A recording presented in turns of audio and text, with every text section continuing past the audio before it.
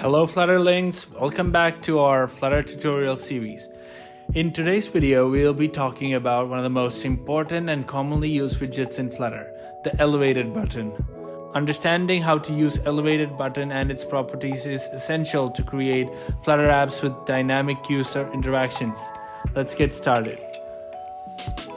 Elevated button is a material design based button, a label child displayed on a material widget whose material.elevation increases when the button is pressed.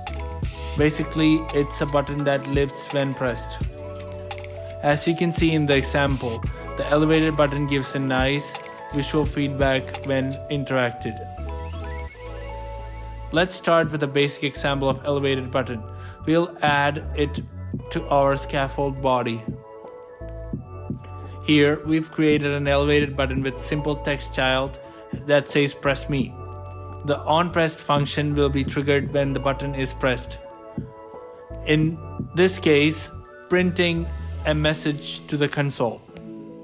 Elevated button comes with a variety of properties that you can use to customize its appearance and behavior. Let's go over a few of them. The style property lets you control the appearance of the button. You can set the things like background color, padding, and minimum size and more.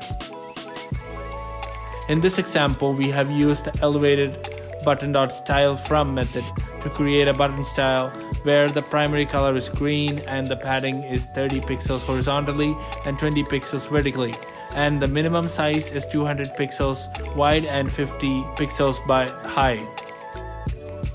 The onPressed function not only responds to button presses but also controls whether the button is enabled.